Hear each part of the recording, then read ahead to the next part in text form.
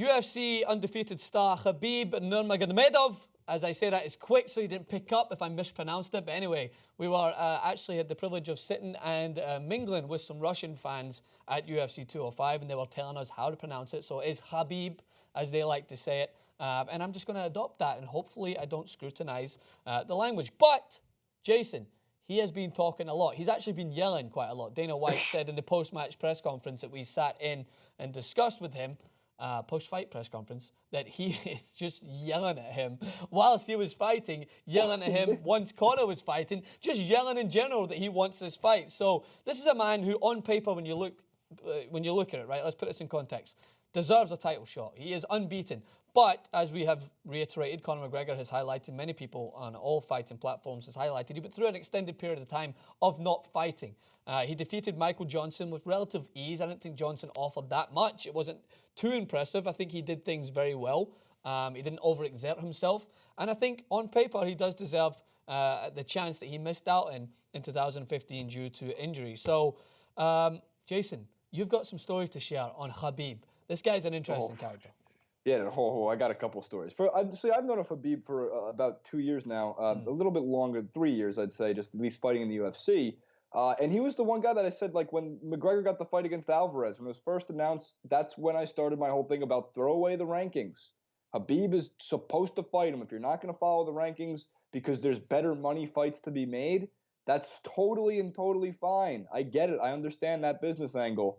Khabib, on the other hand, mid-fight, you're saying like Michael Johnson he couldn't have been giving him any kind of competition if he has the time to turn around and yell at Dana White, who's like in the press bridge and at some points down on the floor, and he's yelling at him, give me McGregor, and then punching Michael Johnson in the face, and then yelling at him again saying, give me a title shot, and then punching Michael Johnson in the face again. Yeah. That is insanity to me. Okay, so a lot of people know Khabib outside of even the UFC landscape just because of the videos that surfaced that his father posted when he was a kid, where he would literally wrestle bear cubs.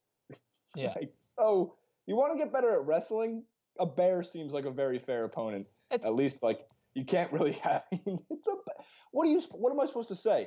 Like, I'm more of a man than Khabib? No, he wrestles bears. No, it's a pastime in Russia. We will talk about this. They go for dinner, they send their kids to soccer practice, then they go and wrestle some bears, come back, talk about Putin for a while, and then that's how things go. It's just usually their day-to-day protocol. But I think Khabib definitely deserves a shot. What I'm sick and tired of hearing, again, is which still comes up with it, which his coach, Javier Mendez, has said that Conor McGregor's ducking Khabib. I think that is ducking bullshit. I think that Conor McGregor's been fighting who's been in front of him for a while, yeah. If you're going to talk about someone like Khabib who deserves a title shot, on paper he's got a phenomenal record. The guy didn't fight for an extended period of time and then obviously came back in, has worked his way back up to be in contention for that. He never really had to work his way back up because he was already of that higher stature, but McGregor's not going to wait around. He has to fight who is in front of him. He had a plan in place, which was to obtain both belts. And I don't think that it's right to kind of scrutinize him because he didn't fight every single person he was supposed to fight on the way. We've talked about this business aspect of the sport. The guy's defying records every single time he steps into the octagon. He gets to pick and choose who he wants to fight. He's not ducking fighters. He's had to deal with several people dropping out. Chad Mendes, a character that he had to adjust his fight first step in. He had to adjust from Dos Anjos and fight Nate Diaz. Didn't go to plan. Fought him again. And as far as I'm concerned, as a neutral UFC fan with a slight allegiance to Conor McGregor, I'm looking forward to him fighting Nate Diaz 3. That, to me, is a more interesting fight, but I wouldn't be kind of have a bad taste in my mouth if he was to go and fight Khabib. I think that is a deserved fight for him. But as far as what Conor McGregor wants to do, I'm sick and tired of saying this. We should just have a soundbite that presses it just to go forward. He wants to fight who he wants to fight. He's earned that right now, and he's going to continue to do so. I think you're right. I don't think Conor McGregor is ducking Khabib. I think Dana White is ducking Khabib. Yeah, maybe so. I don't think Dana White wants Conor to fight Khabib for two reasons. One is, as we saw with Nate Diaz, it's not like Conor McGregor is not an unbeatable opponent.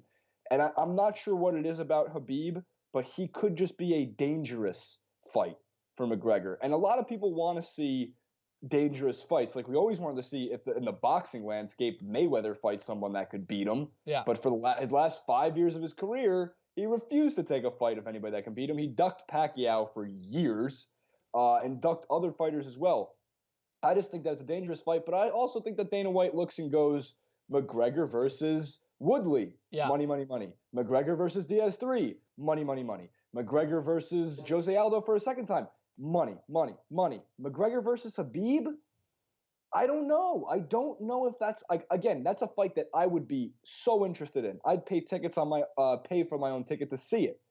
But I don't know if everybody else has that same mindset towards it. Well, that is the point. I think that's the final point to take out, Jay, is that there's already people that are going to have their fingers bloodied from typing so hard on the keyboard how they want this fight to happen. But Khabib wants this fight to happen more than anyone else wants it to happen because he's smart. He knows that it's a different world. When you go to fight Conor McGregor, it's not about you wanting your shot at the title as much as he wants it to be. Yeah, I'm not going to say the guy doesn't want to hold the belt, but it's about the money. That's what it's about as well, because everyone knows Eddie Alvarez was a veteran fighter who wanted and probably got a lot of what he set out to get in his career. If you were to tell him when he was younger that you were going to be the champion at this point, and he'd be like, I'll take that and no problem. But then when he sees the price tag that comes along with fighting Conor McGregor and that audience that you attract and the electricity that's in the environment when you're fighting him, that immediately changes your mindset. So Khabib's seen the same thing. He was fighting at UFC 205.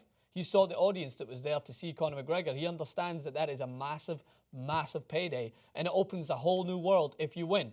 Nate Diaz was the fighter that was a veteran UFC star that Dana White didn't exactly hold in the highest regard. Now look at him. The guy probably can't walk anywhere without being swarmed, and if you are going to tell me that that was the same way before this fight, you are a liar.